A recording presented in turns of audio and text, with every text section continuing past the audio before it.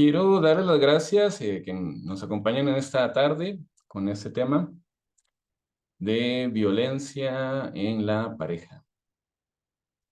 Gracias a los 38 asistentes que nos están acompañando ahorita. Y bueno, vamos a empezar con una historia, a ver qué tanto se sienten identificados ustedes con esta historia. Es una pareja, para no decir nombres, nada más me voy a referir a él y a ella. Él es un chico que tuvo violencia en la niñez. Ella es una persona un poco terca. Él tiene herida de abandono, como sus padres lo abandonaron en la niñez. Ahora vive con el miedo a que otras personas lo abandonen. Ella es algo dependiente. Se conocen y construyen una relación de pareja romántica, no basado en el amor, sino basada en la necesidad. Es decir, creen que encontraron una persona que satisface sus necesidades. Se casan y entonces, en la medida que pasa el tiempo, algunas ilusiones se vienen al suelo. Él se caracteriza por ser inmaduro y ella se caracteriza por hacer no el papel de una esposa, sino que hizo el papel de una madre. Él es algo controlador y ella no puso límites. Cuando digo que él es algo controlador, entonces, ¿dónde andas? ¿Con quién estás? ¿Por qué vistes de esta manera? ¿Por qué te arreglaste el cabello de esta forma? ¿Verdad? Y ella, pues, a todo guardó silencio. Esta es una manera típica en que pudiera iniciar una relación que con los años pudieran convertirse en una eh, relación muy disfuncional, que pudiera llevar a la violencia. Hoy vamos a estar explicando cuál es el origen de la violencia. Vamos a estar diferenciando algunos conceptos y vamos a estar comentando algunos puntos para que podamos tener cuidado, ¿verdad?, ante este tipo de comportamientos. Entonces, quiero dejarles hoy dos frases para que por favor no se les olvide nunca, jamás, ¿verdad? De hecho, noten que las estoy poniendo así de entrada en el taller, ¿verdad? La primera de ellas es: amor que duele no es amor. Empezando por ahí, podemos empezar a filtrar, ¿verdad?, muchos comportamientos de las personas. Amor que duele no es amor. Y el segundo, bueno, aunque la psicología sí explica el comportamiento de una persona violenta, no lo justifica, ¿verdad? La psicología explica, pero no justifica el actuar del violento. No, esto no tiene justificación. Se explica, pero no se justifica. Eso es algo importante que podemos entender, ¿verdad? Y también vamos a platicar de algunos comportamientos que es importante que nosotros podamos hacer la diferencia. Por ejemplo, podemos hablar de un comportamiento asertivo. ¿Qué es un comportamiento asertivo? Bueno, próximamente, primero Jehová, vamos a estar dando un tema con respecto a la asertividad, porque esto es un tema de una hora también. Está muy bonito, entonces espero ya para la semana que viene, pues tenérselo, ¿verdad? Pero hoy vamos a estar pues, dando unas pinceladas, nada más. Un comportamiento asertivo es donde la persona se considera igual que los demás. Un comportamiento pasivo puede ser, en el caso de una persona que se lastima a sí mismo para evitar lastimar a los demás. Y un comportamiento agresivo lastima a otros para evitar ser lastimado. Entonces, ¿notan? Por decir así, por decirlo de esta manera, el pasivo se guarda toda la energía para sí mismo. El agresivo saca toda esa energía hacia afuera. Y el asertivo logra encontrar un equilibrio en el cual puede defenderse, pero respetando la dignidad de otros. Hay personas que se caracterizan por ser extremadamente pasivas y hay personas que se caracterizan por ser extremadamente agresivas. ¿Por qué ocurre esto? Bueno, luego lo vamos a explicar. Pero lo que sí les quiero comentar es que no es lo mismo agresividad que violencia. ¿Sabían ustedes eso? No es lo mismo agresividad que violencia. Entonces, ¿por qué? Bueno, porque el objetivo principal de todo acto de violencia es lograr el control de la otra persona.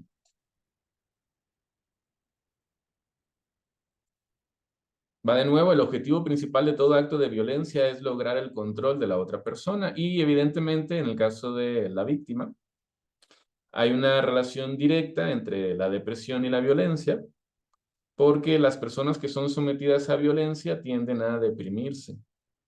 Esto es evidente. Y también podemos hablar un poquito de poder, ¿verdad? El poder no es malo, porque el poder permite que se organicen las relaciones, nos permite coexistir de forma organizada. Lo que pasa es que hay formas de poder que son legítimas y otras formas de poder que son abusivas. Entonces, el poder resulta abusivo cuando vulnera o lesiona un derecho de otro. El uso del poder en contra de otro más débil es violencia y también es abuso. Entonces también agresividad y violencia no son sinónimos. Algunas personas los pueden confundir. ¿Por qué? Porque la agresividad, como dice esta diapositiva, las conductas agresivas son parte de toda especie viva. Todo ser, todo organismo como los mamíferos van a tener algunas actitudes que en algún momento pueden ser violentas. Entonces existen estructuras biológicas que al ser estimuladas disparan una respuesta agresiva. ¿Verdad? Por ejemplo, si les gustan los perritos, ¿verdad? Y hay una perrita que tiene a sus crías y usted va ahí acercándose y usted no la conoce a la perrita, pues obviamente la perrita va a empezar a tener alguna actitud de agresividad, ¿verdad? Manteniendo una pauta porque se está defendiendo y está defendiendo a sus cachorritos, ¿verdad? Entonces la agresividad forma parte de conductas de muchos seres vivos, incluyendo del ser humano. Es algo muy innato. Pero esa agresividad aparece en situaciones como amenaza de territorio, fuente de alimentación, reproducción o la vida. Es una conducta de defensa frente a la pérdida de algo vital. Bueno, y es importante recalcar algo vital, ¿verdad? Porque a veces tenemos conductas agresivas por cosas de poca importancia. Como aquel dicho que dice, se ahoga en un vaso de agua, ¿verdad? Entonces, por lo general, la agresividad está hecha para la defensa de algo que es realmente importante, no un capricho, ¿verdad? La cultura regula la agresividad, en el caso de los seres humanos. La violencia es diferente a la agresividad porque su objetivo es obtener control, poder y por otro lado puede humillar y dominar. ¿Notan que es diferente? Es decir, la violencia es un acto más premeditado, más calculado. Es una situación que ya lleva tiempo ahí incubándose. Mientras que la agresividad es como una actitud más instintiva, ¿verdad? Entonces la violencia tiene ese factor, ¿verdad? Tiene ese propósito calculado. Va de nuevo, su objetivo es obtener control y poder. Y por otro lado, humilla y domina. Esto es lo que diferencia la agresividad de la violencia, ¿verdad? La violencia es completamente calculado. No corresponde la violencia a defender algo vital. Siempre está ligada al poder. Toda forma de violencia pretende mantener el poder que se tiene o aumentarlo. Y en el caso de la pareja, el problema radica en que la persona que actúa con violencia, como ya vive con la pareja, sabe cómo duerme, cómo respira, cómo come, cómo vive, pues conoce sus debilidades, conoce sus puntos frágiles. Y yo le explico a las personas, es que en la psicología de algunas personas, no en todas, pero en algunas, lamentablemente, cuando conocen ese punto frágil de alguien, es precisamente ahí donde le dan para abrir la herida, ¿verdad? Entonces, ese es el problema de la pareja violenta. Conoce las debilidades y es ahí donde, pues, causa mayor dolor, ¿verdad? ¿Cómo se incuba la violencia? Esto no es algo que salió así nomás porque perdió el equipo de fútbol o porque ese día estaba muy caliente el sol. No, no, no, no, no, no. Esto lleva mucho tiempo incubándose. Tiene que ver con un conjunto de decepciones, de frustraciones. Obviamente tiene su origen en la niñez, ¿verdad? Es decir, un hijo que aprendió violencia tiene una alta tendencia, una alta probabilidad a repetirla. Eso fue lo que aprendió. Y en el caso de la pareja, pues así ocurre, decepciones y frustraciones. Como decíamos en el ejemplo del inicio, es la combinación de dos personas que son tercas en la pareja. ¿Por qué dos personas tercas? Porque todo empieza con un conflicto que no se resuelve. Es decir, quién manda, quién trabaja, quién se queda en la casa, dónde vamos a vivir, hasta qué grado va a tener influencia la familia, lo que sea. Hay algo ahí que se está generando vez tras vez en discusión, en conflicto, pero no se resuelve. Se da una lucha de razones. Uno quiere tener la razón, el otro quiere tener la razón, y al no resolverse, ¿qué es lo que ocurre? Se cronifica en el tiempo, se va agrandando este problema y, como decimos en los talleres, ¿verdad? Lo que se reprime, así como un resorte, ¿verdad? Lo aplastamos y si lo sueltas, se regresa con fuerza, salta, ¿verdad? En el resorte. Y lo mismo ocurre con todo ese tipo de emociones. Conflictos no resueltos, reprimidos, reprimidos, más una infancia difícil, obviamente va a salir con fuerza. Pero es un proceso, ¿no? Qué interesante. Es un proceso que primero empieza con frustración. Y por eso es que en la parte inicial de ese taller hablaba de la pareja que llega por necesidad. Esa idea de yo necesito una pareja, de puedo vivir sin aire, pero no puedo vivir sin ti, y un montón de cosas que están en las letras de las canciones, esa necesidad tan tremenda, ¿verdad? Yo le digo a la gente, bueno, es que si en el caso de nosotros la pareja fuera una necesidad, probablemente hubiéramos nacido con pareja, ¿verdad? Pero no, no es así el caso. Pero cuando entramos a la pareja desde la necesidad, desde esa hambre para llenar mis vacíos existenciales, entonces inicialmente sí, esa persona va a satisfacer algo de lo que yo estoy buscando, inicialmente.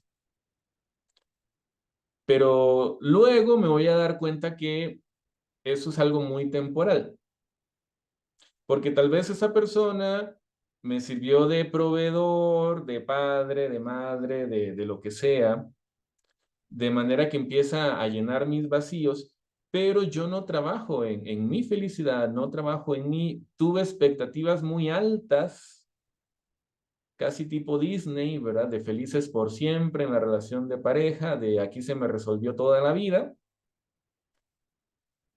Y entonces cuando me doy cuenta de que la realidad aterriza, empiezo con frustración.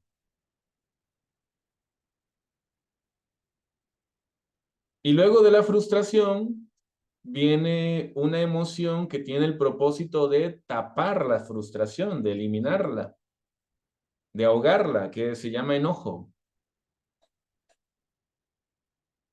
Porque entonces el enojo aparece para deshacerse de la frustración. Y posterior al enojo llega el odio.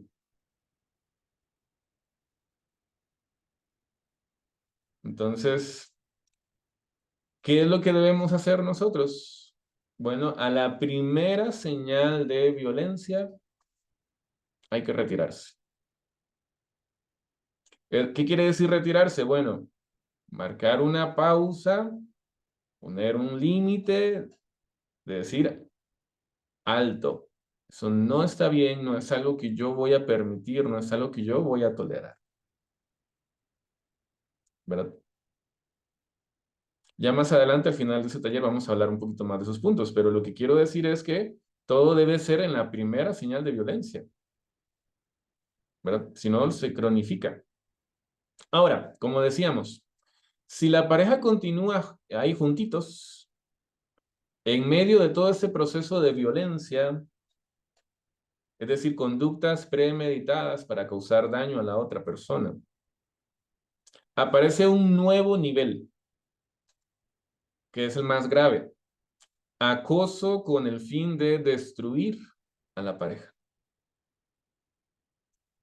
Es decir, ya eso se puede dar cuando ya se da una separación y entonces a veces en medio de las separaciones se dan luchas económicas, lucha de propiedades, incluso esto se puede dar cuando las personas están viejitas, ¿verdad? Y ante tanto odio, entonces ahora todo ese odio se enfoca en destruir al otro, de dejarlo desprotegido, de hacerle daño, ¿verdad? Entonces ese es el punto más grave, ¿verdad? Incluso puede llevar incluso como podemos ver en las noticias, esos problemas románticos, ¿verdad? Que terminan en suicidios. Ya esta es la parte más grave de lo que tiene que ver con la violencia, ¿verdad? Entonces, tenemos que tener cuidado con el romanticismo idealista. Entonces, yo le explico a las personas, cuando una persona está enamorada, no le llega tanto oxígeno a la corteza prefrontal, es decir, el razonamiento se apaga, la persona no piensa, eso para cuando está iniciando la etapa de novios, ¿verdad? Pero luego puede darse la situación de que al encontrarse una persona con alguien violento, decide acabar con la relación. Y alguien podría decir, bueno, cuando una relación se acaba, hay que llevarse las cosas bonitas de esa relación, los buenos momentos. Pero tenemos que entender que si una relación se acaba es porque no funcionó. Si una relación se acaba es porque algo pasó. Entonces, ¿qué es lo que pasa con el romanticismo idealista que no tiene base científica? Que si una persona empieza a recordar los buenos momentos minimizando los malos ratos en el área de la violencia, pudiera luego abrir la puerta para que esa persona regrese, ¿verdad? En el caso de una relación que ya se acabó. Entonces hay que tener mucho cuidado con eso, porque no tiene fundamento científico el hecho de que alguien diga hay que quedarse con los buenos momentos en una relación de maltrato y de violencia, ¿verdad? Es decir, si se acabó es porque realmente no funcionó. Esa es la realidad, ¿verdad? Entonces, ¿violento o maltratador? Son cosas diferentes. El maltrato, que también se puede separar, ¿verdad? Cuando una persona experimenta un maltrato, tiene que ver con un comportamiento hiriente no intencional, que como habíamos dicho, la violencia es completamente intencional, ¿verdad? Y señales iniciales de una persona violenta, o sea, esto estamos hablando del mero inicio, del puro inicio. ¿Cómo empieza? O sea, una persona violenta no empieza con violencia, empieza con control, que es lo que dice ese primer punto. Desea controlar tu vida. ¿En dónde andas? ¿Con quién andas? ¿A qué horas llegas? ¿Verdad? Esa asfixia de querer controlar todo aspecto de tus movimientos. Empieza con control. ¿Cómo te peinas? ¿Qué fragancia te pones? ¿Por qué compraste esto? ¿Por qué compraste lo otro? ¿Por qué gastaste aquí? ¿Por qué fuiste a ver a tus papás? Ejemplo, ¿verdad? Control. Así empieza, esa es la señal número uno. La señal número dos es la disminución de tu libertad o autonomía. Entonces, obviamente, pues la persona violenta le va a ser muy beneficioso aislarla de sus familiares, a su víctima,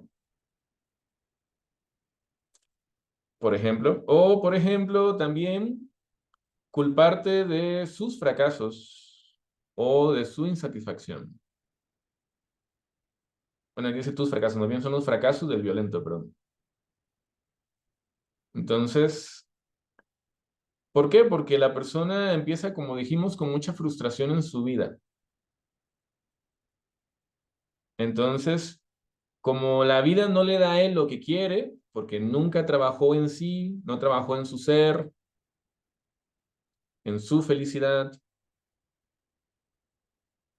ahora vive en la frustración y te culpa de su propia frustración, haciéndote creer que, pues, que el problema eres tú. Y luego, relacionado con el punto anterior, te critica. Es que ahora estás más vieja, que ahora estás más gorda, que ahora estás más feo, más fea, más calvo, más lo que sea. Critica tu persona y tu físico, también relacionado con su sentimiento de insatisfacción. Luego aparecen escenas de celos, que bueno, de esto no hay que explicar mucho, ¿verdad? Creo que se entiende muy bien. Hacerte sentir culpable, todo lo malo que está ocurriendo es culpa tuya, ¿verdad? Pero es que decíamos en el ejemplo inicial, ¿verdad? Ella le hizo de madre al violento. Ella trabajó, ella traía el alimento a la casa, el otro no se esmeraba por salir adelante.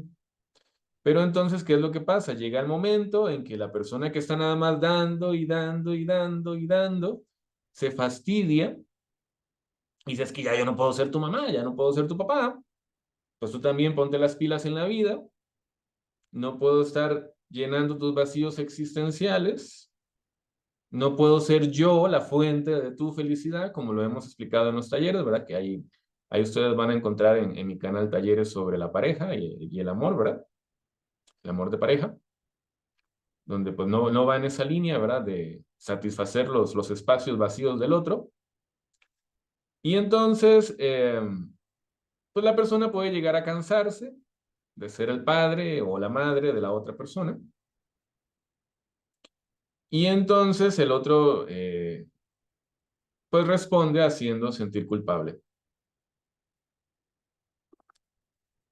Trastornos relacionados con la violencia, pues obviamente los narcisistas pueden tener el trastorno narcisista, ¿verdad? Relación con la violencia, los psicópatas en sus diferentes tipos.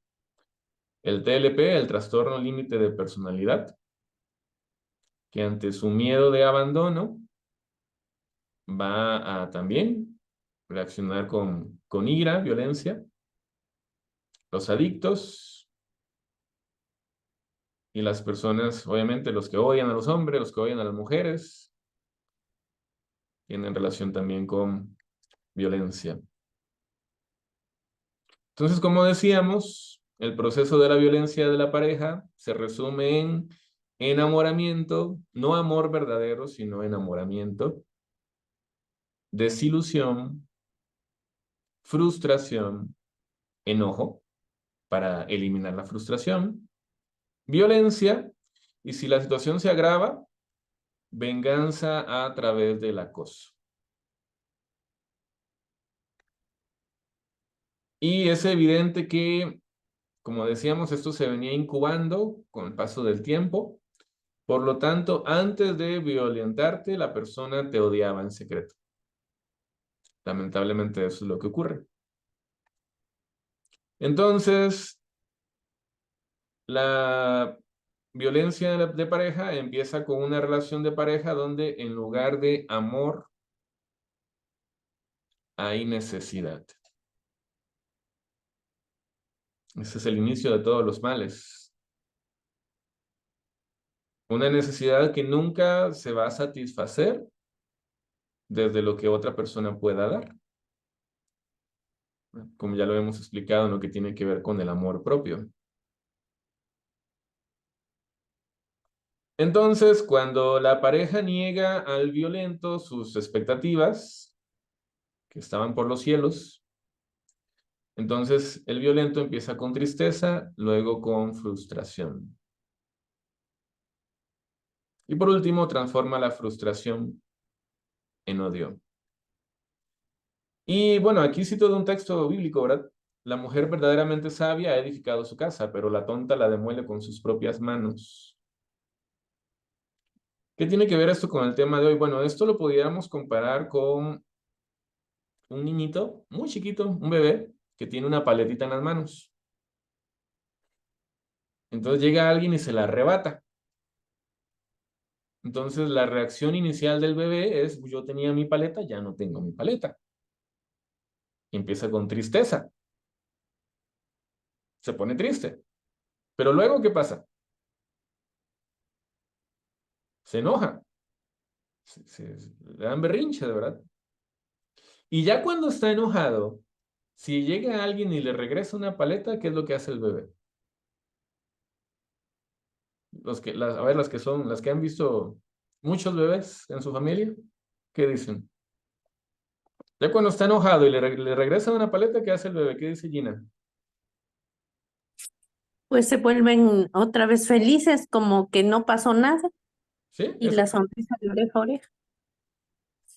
Bueno, pudiera ser, pero también pudiera darse la situación, algo diferente. ¿Qué dice Vania?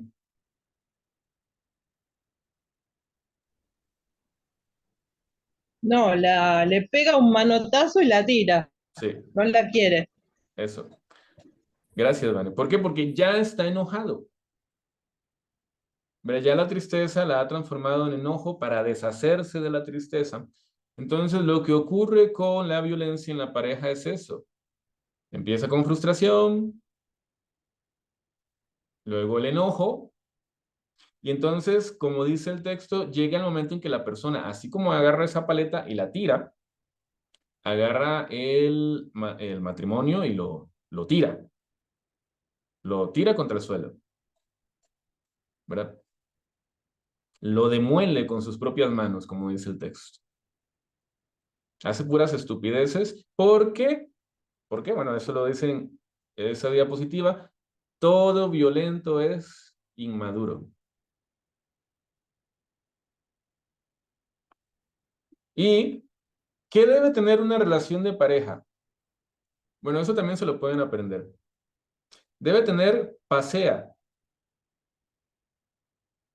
Pasea. Bueno, no me refiero a turismo ni a andar paseando, ¿verdad? Sino pasea las iniciales de paz, seguridad y admiración. Paz, seguridad. O sea, eso es lo que debe proveer la pareja. Paz, seguridad, admiración. Entonces, si la persona te hace sentir tranquilo, si la persona te hace sentir seguro o segura, si te hace sentir admirado, admirada, si es un buen proveedor de afecto, se preocupa por ti, vela por ti, pues la cosa va bien, ¿verdad? Pero eso es precisamente lo que escasea en la relación de pareja con una persona violenta. No provee eso. Paz, seguridad y admiración. De todas maneras, en los que han tomado talleres conmigo, hemos explicado que el amor tiene un factor de admiración siempre. Es decir, puedes amar a la persona que admiras. No puedes amar a quien no admires. ¿Verdad? Solamente si lo admiras lo puedes amar. Hay que admirar. Si no encontramos razones, por ejemplo, los que están buscando pareja, no encuentran razones para admirar, mejor no le entren a esa pareja.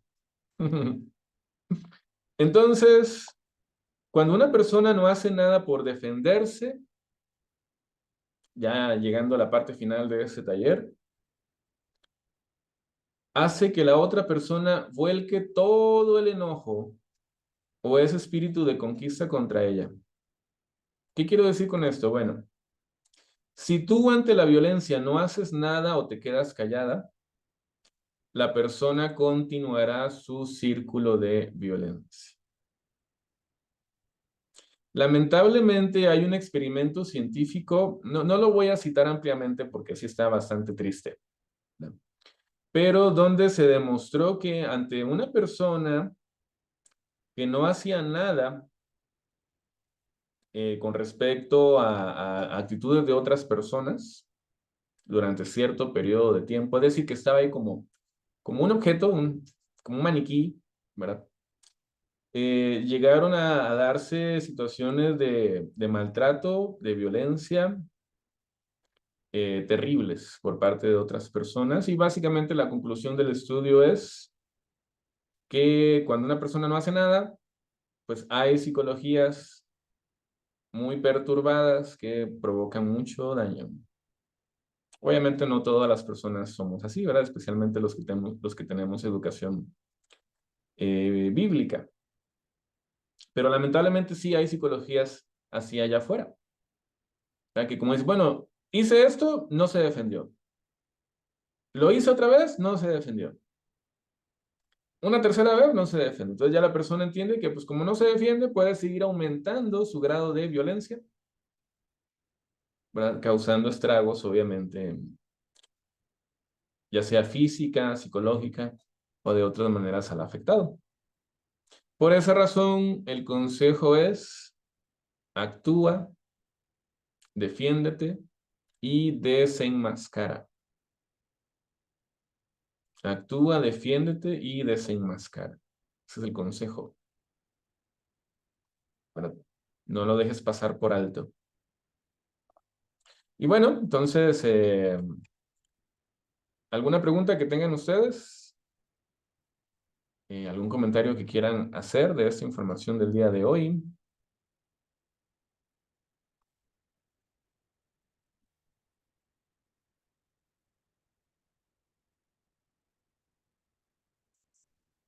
A ver, veo sus manitas o no hay preguntas.